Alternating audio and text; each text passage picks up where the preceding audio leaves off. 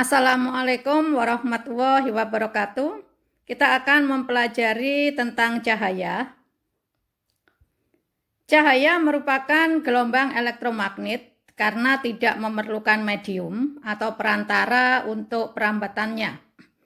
Cahaya dapat merambat pada ruang hampa udara. Cahaya dipancarkan oleh sumber cahaya. Dengan adanya cahaya, kita dapat melihat semua ciptaan Tuhan. Jenis-jenis benda dibedakan menjadi dua. Yang pertama, benda terang adalah benda yang dapat memancarkan cahaya sendiri. Misalnya matahari, lampu, api, dan nyala lilin. Yang kedua adalah benda gelap. Benda yang tidak memancarkan cahaya sendiri, tetapi hanya memantulkan cahaya yang mengenainya.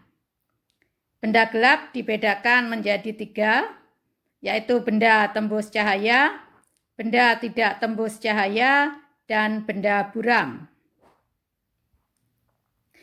Benda tembus cahaya atau benda transparan adalah benda yang meneruskan sebagian besar cahaya yang mengenainya. Contohnya air jernih dan kaca bening. Benda yang tidak tembus cahaya adalah benda yang sama sekali tidak meneruskan cahaya. Contohnya papan, karton, buku, ataupun batu. Benda buram atau benda translucent adalah benda yang meneruskan sebagian cahaya yang mengenainya. Contohnya kaca buram, kaca es, atau kertas tipis. Berikutnya adalah sifat-sifat cahaya. Yang pertama, merambat lurus, dapat dipantulkan, dapat dibiaskan, dan dapat diuraikan. Sifat cahaya yang pertama, cahaya merambat lurus ke segala arah. Bila terhalang oleh benda, maka akan terbentuk bayang-bayang. Bila sumber cahaya berbentuk titik, hanya terjadi bayang-bayang inti atau bayang-bayang gelap. Tetapi bila sumber cahaya sebuah benda, maka akan terjadi bayang-bayang inti atau disebut dengan umbra, dan juga bayang-bayang tambahan atau disebut dengan penumbra. Jadi umbra adalah bayang inti yang gelap atau yang hitam pekat, dan penumbra adalah daerah yang ada di sekitar umbra. Jadi merupakan bayangan tambahan yang berupa bayangan yang kabur. Ketika terjadi gerhana, umbra adalah bagian yang gelap, sedangkan penumbra adalah bagian yang ada di sekitar umbra berupa bayangan kabur atau samar-samar.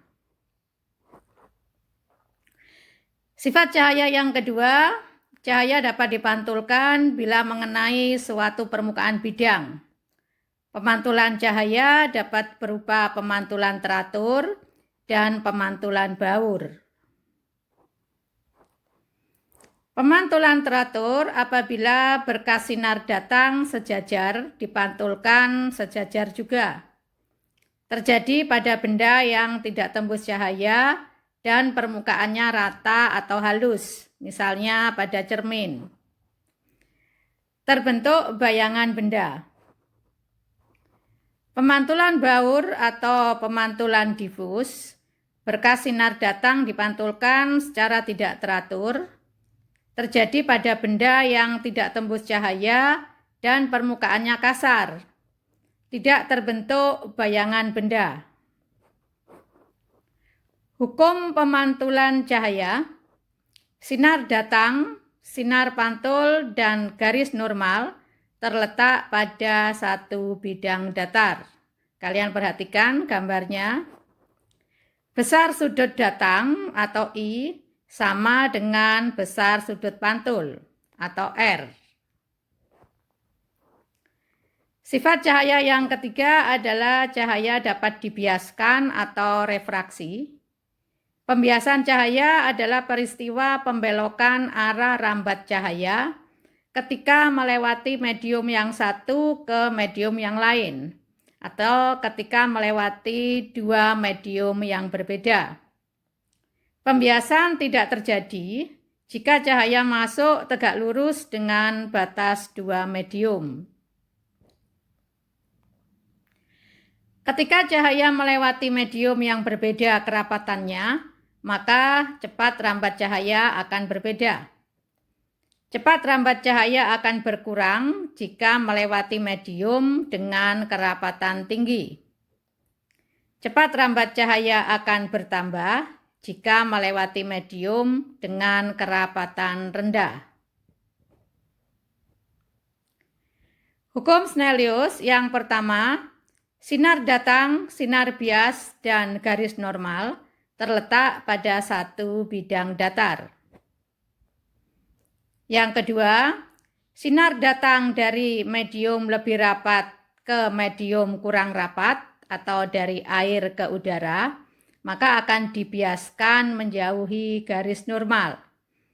Pada gambar A, sinar datang dari medium kurang rapat ke medium lebih rapat atau dari udara ke air akan dibiaskan mendekati garis normal. Pada gambar B, sinar datang tegak lurus pada bidang dua medium, maka akan diteruskan. Pada gambar C, indeks bias suatu zat adalah perbandingan kelajuan cahaya di udara dengan kelajuan cahaya dalam zat tersebut. Kelajuan cahaya di udara selalu lebih besar daripada di dalam zat. Semakin besar indeks bias suatu zat, maka semakin besar kerapatan medium, sehingga semakin besar pula arah pembelokan cahayanya. Indeks bias dirumuskan N sama dengan C dibagi V. Nah, N adalah indeks bias, C adalah cepat rambat cahaya di ruang hampa yang besarnya 3 kali 10 pangkat 8 meter per sekon. V adalah cepat rambat cahaya dalam medium. Contoh pembiasan cahaya dalam kehidupan sehari-hari. Ikan di air yang jernih terlihat lebih besar dari aslinya. Dasar kolam tampak lebih dangkal.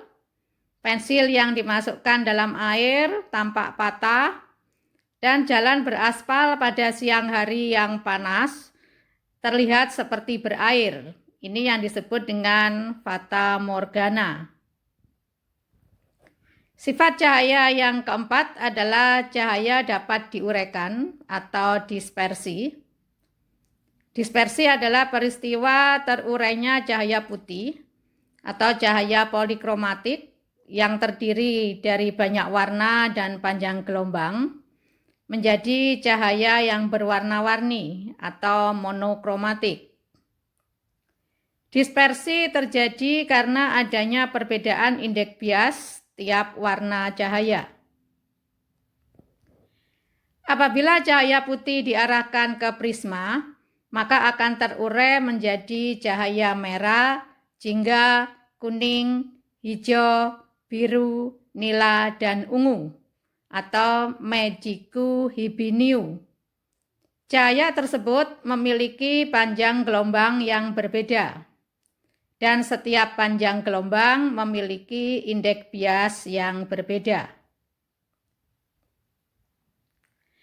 Terbentuknya pelangi adalah salah satu contoh dispersi atau penguraian cahaya, di mana sinar putih yang polikromatis diuraikan menjadi cahaya monokromatis dengan komponen warna Magicu hibiniu.